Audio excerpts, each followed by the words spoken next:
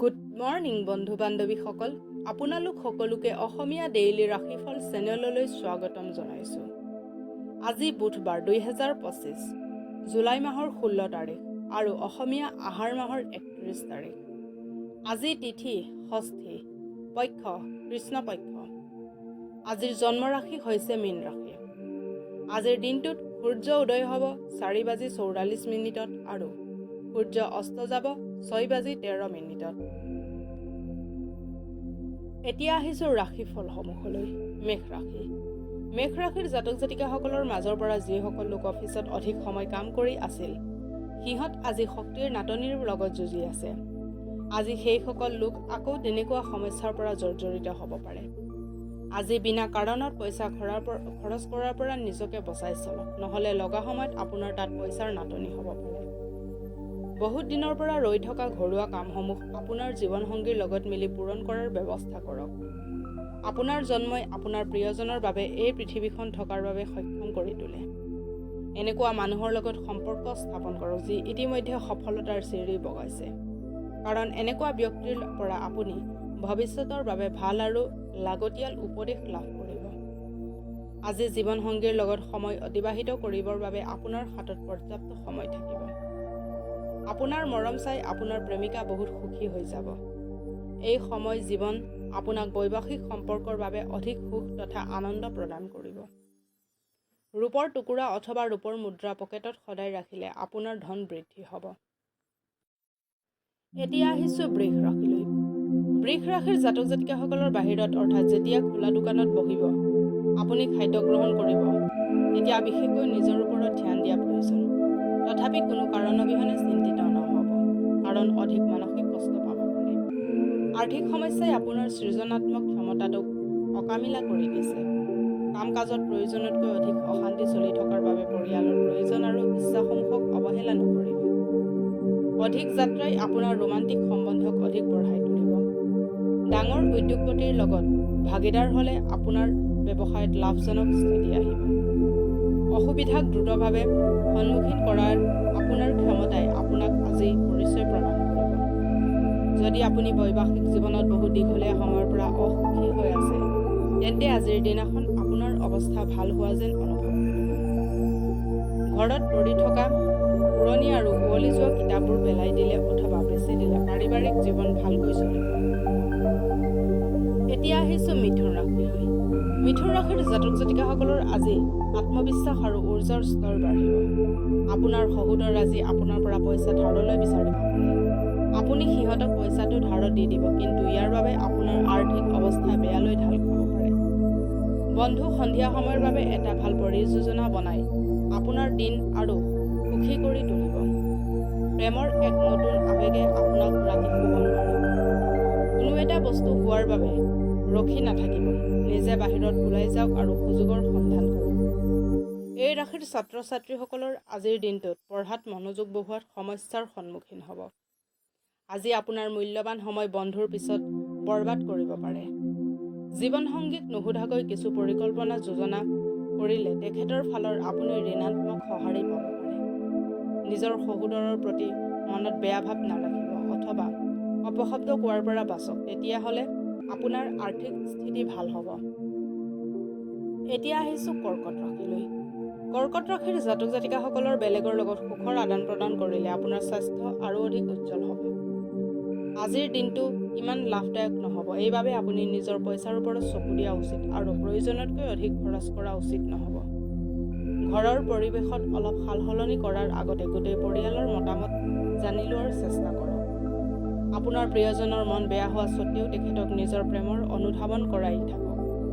আপোনাৰ বায়'ডাটা অথবা ইণ্টাৰভিউ দিয়াৰ বাবে এয়াই ভাল সময়। প্ৰয়োজনীয় কামবোৰ শেষ কৰি আপুনি সময়টো ৰাহি কৰিব, কিন্তু সময়বোৰ ভাল কামত ব্যৱহাৰ কৰিব নোৱাৰিব। যদি আপুনি আজি দিনটো ভালকৈ কটাব বিচাৰিছে, তেন্তে চুপচাপে থকাই মংগল হ'ব, নহ'লে আপোনাৰ জীৱনসংগীৰ মন মেজাজ বেয়া হৈ যাব পাৰে। ৰাহুৰ ভাল প্ৰভাৱ থাকিলে দান দক্ষিণা ত্যাগ বিপ্লৱ আৰু সৃজনশীলতাক নিৰ্দেশ কৰে। সেইবাবে ভাল আৰ্থিক অৱস্থা বাহাল ৰাখিবৰ বাবে সৃজনশীলতাৰে সাহায্য প্ৰদান কৰিব লাগে। এতিয়া আহিছোঁ সিংহ ৰাশিলৈ। সিংহ ৰাশিৰ জাতক জাতিকাসকলৰ স্বাস্থ্যৰ ফালেদি চাব গ'লে আজিৰ দিনটো বহুত ভাল হ'ব। আপোনাৰ সদায় সুখী মনোভাৱে আপোনাৰ আত্মবিশ্বাস বঢ়াত সহায় কৰিব। আপোনাৰ যধে মধে খৰচ কৰাৰ অভ্যাস পিনে চাই আপোনাৰ মা দেউতা চিন্তিত হ'ব পাৰে আৰু সেইবাবে আপুনি তেখেতসকলৰ খঙৰ চিকাৰ হ'ব পাৰে। যদি আপুনি আপোনাৰ ঘৰুৱা দায়িত্বসমূহক নেদেখাৰ ভাও জোৰে তেন্তে কিছুমান এনেকুৱা লোক আপোনাক খং কৰিব পাৰে যিসকলে আপোনাৰ লগত একেলগে বাস কৰে। ৰোমান্টিক সাক্ষাৎকাৰ বহুত ৰোমাঞ্চকৰ হ'ব, কিন্তু অলপ সময়ৰ বাবেহে এই দেখা কৰা সম্ভৱ হ'ব। অফিচত কৰা ভাল কামৰ বাবে আপোনাক আজি সকলোৱে চিনি পাব। যেতিয়াই আপোনাৰ অনুভৱ হয় যে আপোনাৰ হাতত আপোনাৰ পৰিয়াল আৰু বন্ধুগণক দিবলৈ সময়ৰ অভাৱ, তেতিয়াই আপোনাৰ মন বেয়া হৈ যায়। আজিও আপোনাৰ মনৰ স্থিতি এনেকুৱাই থাকিব।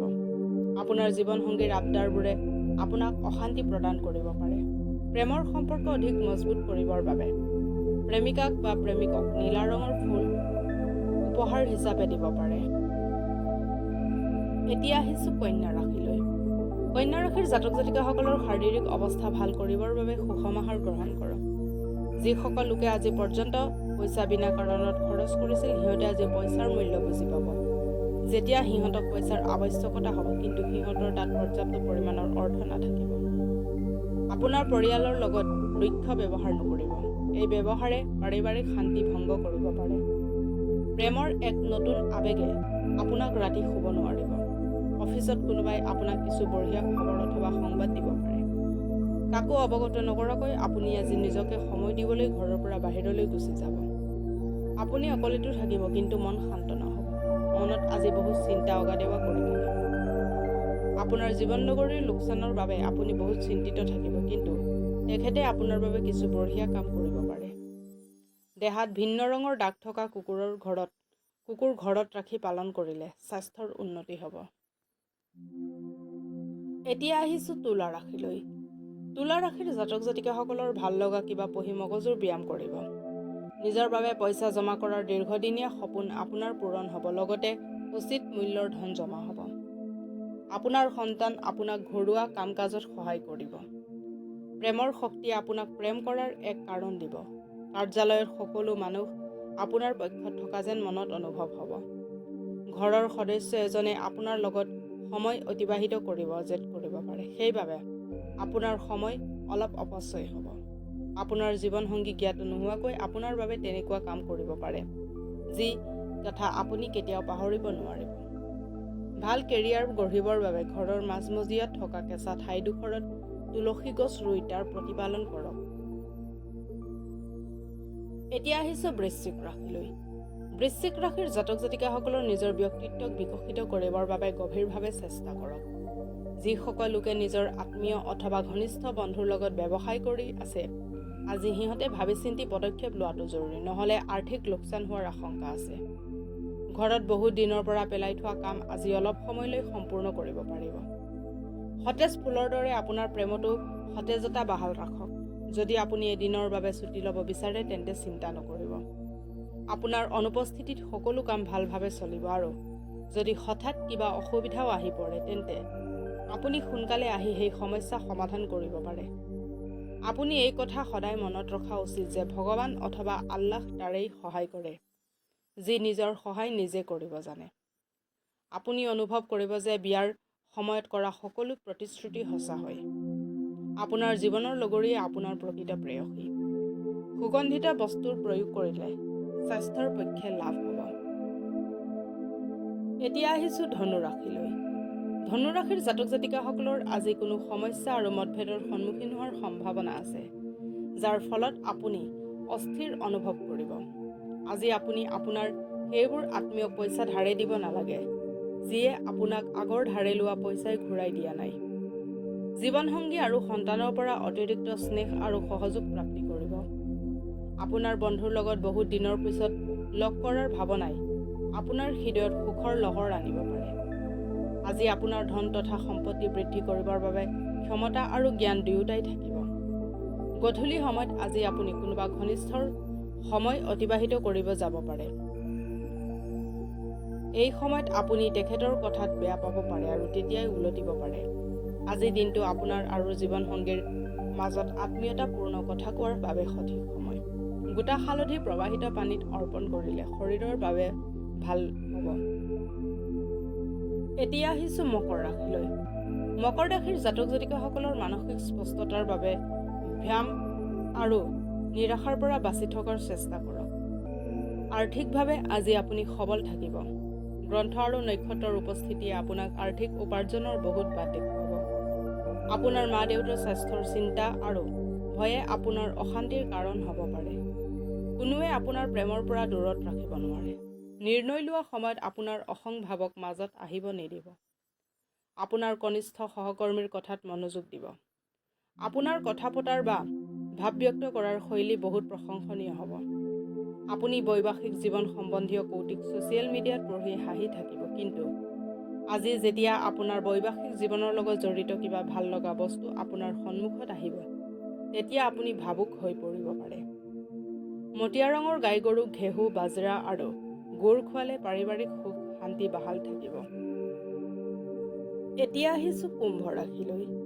কুম্ভ ৰাশিৰ জাতক জাতিকাসকলৰ বন্ধুৱে আজি আপোনাক কোনোবা বিশেষ মানুহৰ চিনাকি কৰাই দিব, যিয়ে আপোনাৰ জীৱনত এক গভীৰ প্ৰভাৱ পেলাব। আজি ওচৰ চুবুৰীয়াৰ কোনোবা এজন আপোনাৰ ওচৰত ধন বিচাৰি আহিব পাৰে। আপোনাক পৰামৰ্শ দিয়া হ'ল যে ঋণ দিয়াৰ আগতে এবাৰ তেওঁৰ বিশ্বাসযোগ্যতা চাই ল'ব, নহ'লে পইচাৰ লোকচান হ'ব পাৰে। পৰিয়ালৰ লগত নিজৰ সমস্যা আলোচনা কৰিলে আপুনি বহুত শান্তি অনুভৱ কৰিব, কিন্তু বহু সময়ত আপুনি নিজৰ অসহমিকা আগত ৰাখি এইবোৰ কথা ক'ব নিবিচাৰে। আপুনি এনেকুৱা কৰিব নালাগে। কথা লুকুৱাই ৰাখিলে মনোকষ্ট বাঢ়ে। সন্ধিয়াৰ সময়খিনি ভালকৈ অতিবাহিত কৰিবলৈ কিছু ভাল যোজনা পৰিকল্পনা কৰক আৰু চেষ্টা কৰক যাতে এই সময় অধিক প্ৰেম ভাল পোৱা হওক। কাম বহুত বেছি হোৱা স্বত্বেও আজি কৰ্মক্ষেত্ৰত আপোনাক এটা বেলেগ উৰ্জা দেখা যাব। আজি আপোনাক দিয়া সময়ৰ আগতে আপোনাৰ কাম সম্পূৰ্ণ হ'ব। আজি এনেকুৱা বহুত বস্তু সংঘটিত হ'ব, যিবোৰৰ পিনে অতি সোনকালে গুৰুত্ব দিয়াৰ আৱশ্যকতা আছে। এই দিনটো বিবাহিত জীৱনৰ আটাইতকৈ বিশেষ দিনৰ ভিতৰত এটা দিন হ'ব। নিজৰ চৰিত্ৰ সদায় ভালে ৰাখিব, নহ'লে আৰ্থিক স্থিতিত লাভ নহ'ব। এতিয়া আহিছোঁ মীন ৰাশিলৈ। মীন ৰাশিৰ জাতক জাতিকাসকলৰ কামত কৰা অত্যধিক কষ্ট আৰু পৰিয়ালৰ সহযোগৰ ফলত আপোনাৰ বাবে প্ৰত্যাশিত ফলাফল আনিব। তেনেহ'লে সফলতাৰ এই দৌৰ একে ৰাখিবৰ বাবে এনেকৈ কষ্ট কৰি থাকক। আপোনাৰ ধনে আপোনাক সঠিক সময়ত তেতিয়াই সহায় কৰিব পাৰিব, যেতিয়া আপুনি অযথা খৰচ কৰাত নিজকে বাধা প্ৰদান কৰিব পাৰিব। আৰু এই কথাটো আপুনি আজিয়েই উপলব্ধি কৰিব পাৰিব। বিদেশত থকা কোনোবা সম্বন্ধীয়ৰ পৰা পোৱা উপহাৰে আপোনাক আনন্দিত কৰি তুলিব পাৰে। পুৰণি স্মৃতিক আকৌ মনত কৰি আপোনাৰ বন্ধুত্বক পুনৰুজ্জীৱিত কৰক আৰু সতেজ কৰাৰ এয়াই উত্তম সময়। অলপ কথা-বাৰ্তা আৰু চতুৰতাই আপোনাক লাভান্বিত কৰিব পাৰে। টেক্স আৰু বীমা সন্দৰ্ভত আপুনি অধিক গুৰুত্ব দিয়াৰ আৱশ্যক আছে। আপুনি ভাবে নেকি বিয়া অকল এটা চুক্তি? যদি আপুনি হয় বুলি ভাবে, তেন্তে আজি আপুনি প্ৰকৃততে অনুভৱ কৰিব যে এইটো আপোনাৰ জীৱনৰ সকলোতকৈ ভাল ঘটনা আছিল। দুখীয়া আৰু আগ্ৰহী ছাত্ৰসকলক ষ্টেচনাৰী বস্তু, বহী, কলম, পেন্সিল আদি দিলে আপোনাৰ স্বাস্থ্য ভালে থাকিব। আজিলৈ ৰাশিফলৰ ভিডিঅ'সমূহ ইমানেই। যদি ভিডিঅ'বিলাক ভাল লাগে, লাইক কৰিব, কমেণ্ট কৰিব, শ্বেয়াৰ কৰিব আৰু ডেইলি ৰাশিফলৰ ভিডিঅ'সমূহ পাই থাকিবলৈ চেনেলটো ছাবস্ক্ৰাইব কৰি ৰাখিব। ধন্যবাদ।